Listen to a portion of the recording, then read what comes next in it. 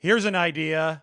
Let's ignore diva behavior and focus on 49ers meat and potatoes. How about their rookie, Enrique Cruz, the rare offensive lineman who is sculpted like a tight end? Hit over 20 miles an hour running the 40, the fastest of any O lineman at this year's NFL Combine. And well, when you look at 49ers positional versatility, I mean, just listen to Kyle Juszczyk talking about it at the recent tight end U. Now it's gotten to the point where, like, for all of these OTAs, I met with the tight ends because there's just so much overlap, and I can learn from what they're being taught. They can learn from what I've been taught from the running back room with Bobby T. So it really is, merging worlds. And the fullback is in the tight end room, and I think that an offensive tackle might end up in the tight end room as well for the 49ers because of where the league is heading. The Rams dominated out of 13 personnel, which is one back, three tight ends last year. And the 49ers with somebody like Enrique Cruz on their football team can flex a sixth offensive lineman as well. I even asked Chris Furster about this a few weeks ago. He was paying close attention to how the Miami Dolphins used his former player, the former 49er, Daniel Brunskill, as a sixth offensive lineman. And when you look at the way that Enrique Cruz can move, I mean, he's tossing people around like a rag doll on the second level. He can really move in that run game. It's probably the pass blocking that's going to need some more polish for Enrique Cruz. Well, you could start him as a flex run blocker, especially since you're already set at the tackle position, at least when it comes to the two starters in Trent Williams on the left side and Colton McKivitz on the right side. Now, Cruz, this is cool. Played his final season and played well at Kansas under coach Lance Leipold. Another Kansas product on this 49ers offensive line is Dominic Puni. Puni had an excellent rookie season in 2024. 2025, he got hurt in the preseason game against the Raiders. And I think that really hurt Dominic Puni's sophomore campaign. 49ers believe that he is in line for a resurgent third season. So you can have a couple Kansas contributors to this offensive line. And the 49ers obviously like that pipeline of talent. It meant a lot to me. It was one of those things where I always knew I had it. I always knew I was able to do that. It was just up to me to showcase it. So it being showcased and being shown to the world just meant a lot to me. And we always talk about running backs, receivers, skill position guys training for the 40. What's it like to train for the 40 at 300 plus pounds? Is there anything extra that has to go into Yeah, you gotta be extra careful. Running the 40 at that speed and just running the 40 in general at that way, it can be kind of dangerous for a 300-pounder.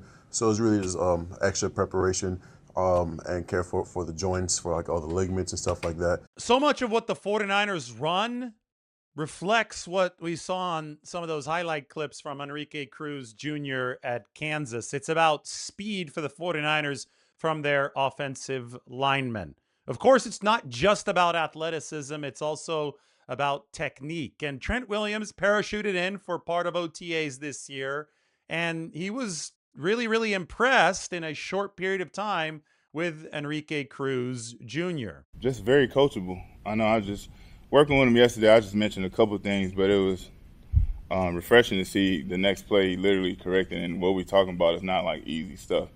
And, I mentioned it to coach, and that was his feedback. It was like, man, that's been him since he's been here. You tell him one time, and he corrects it, So, like I said, I haven't been here long, haven't had a chance to be with him for an extended period of time, but, from what I heard since I've been back, I've heard really good things. So the 49ers are setting up this dual-track plan. They've obviously got Trent Williams under contract for 2 more years, and he plans to play both of those 2 years. Colton McKivitz under contract even longer than that, and I would expect Colton to be a long-term 49er at the right tackle position. But you have to think about the future, and you also have to fortify the offensive line now in front of Brock Purdy. I've talked so much about how left guard seems to be the big question mark for the 49ers amongst the starting 5 this season. But I've long maintained, and I think that this is a very correct take. I don't think that you can argue against this. If you want to make it through the marathon of an NFL season, And the 49ers in their Super Bowl campaign, they played 20 games. So there's a lot of football to be played.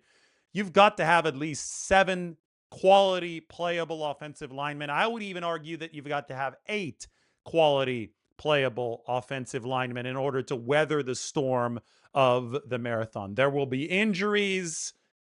Sometimes you might even need that 6th lineman. We're talking about the 13 personnel now, and you look at somebody like Enrique Cruz Jr., maybe he could even flex into that position to give the 49ers more offensive versatility, but you definitely have to be deep up front. And that's one thing that the 49ers have definitely spruced up this offseason.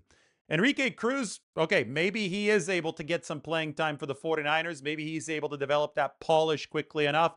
I like the work that he's doing this offseason, but you also look at a draft pick ahead of him in Carver Willis. He's going to be competing for the left guard job, and he's going to be competing for a backup center spot, and potentially will even be the 49ers center of the future. Robert Jones is a veteran guard the 49ers signed who was previously with the Miami Dolphins and the Dallas Cowboys. Then there is Brett Toth, who's previously with the Philadelphia Eagles. Really, really interesting player because of the fact that he came from Army at West Point. It was all about the run game, triple option, and then he developed into a good pass blocker at Philadelphia. The thing about Brett Toth is the 49ers look at him as a backup center. So I don't know if they necessarily want him starting at left guard, even though he has experience there and he's going to compete there, because you don't want to risk him getting hurt, and then Jake Brendel could get hurt at around the same time, and then all of a sudden you're out of guys who can snap and play center. So I think Toth is likely to be a backup, a second stringer that could fill in at both guard and center.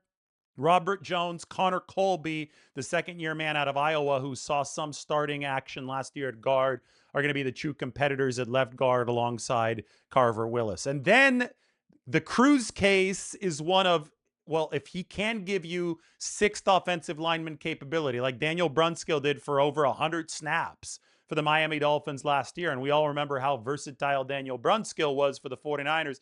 If he can do that, then he can crack the 49ers playing rotation.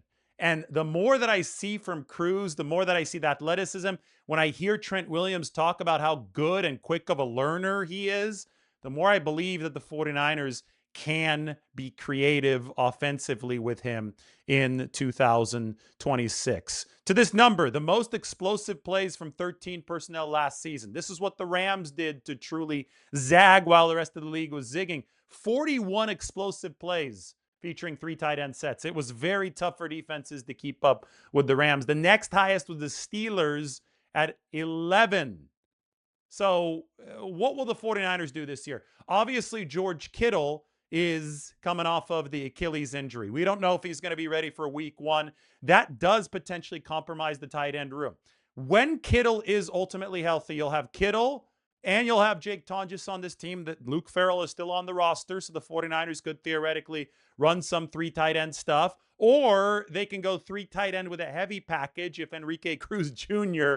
is able to blossom into the type of player that they trust as a 6th offensive lineman. Of course, the 49ers could feel that the league is now zigging with 13 personnel if everybody decides to adopt it this year, and they can go heavy with the wide receiver sets now, because this is the deepest receiver room that the 49ers have had under Kyle Shanahan and John Lynch. Mike Evans, Christian Kirk, Dejon Stribling. It's remarkable how quickly they've built up that room, despite the fact that Deebo Samuel, Brandon Ayuk, Juwan Jennings, none of those guys are going to be taking snaps for this team in 2026. I can't say that they're all off the team because obviously Ayuk technically still is on the 49ers, but on the left squad list. Anyway, speaking of George Kittle, tight end you, that some good content. Kittle and Kyle Juszczyk are the 2 longest tenured 49ers. And because of the fact that they're the 2 longest tenured 49ers, I felt that entering year 10, they're going to be up on the 10-year wall. We had to mark the occasion. So I asked both George Kittle and Kyle Juszczyk about their initial memories of each other. George, this was really interesting from George. He mentioned that he had to earn Kyle's respect, and they didn't become closer until 2018. And Kyle Well, I'm going to play both of these, but Kyle, when you get to his part, talked about the moment in 2017 when George thought that Kyle was big leaguing him. And that all has turned into a really good friendship, but obviously some fun back and forth banter between two great 49ers, two guys whom the 49ers are going to rely on as part of this true adaptability in 2026. Yeah, we weren't really good friends until like 2018. It took a while. I had to like earn his respect, which I respect from Juice. But he's been awesome the entire time. Honestly, my earliest memory of him is him telling me that I was doing a workout wrong in the weight room. I'll never forget it. Thanks, Juice. And I wasn't doing it wrong. You Harvard guys are just so despicable sometimes. But he's been awesome. And the cool thing is, too, he's only just gotten better the longer I've been around him. So that's pretty interesting.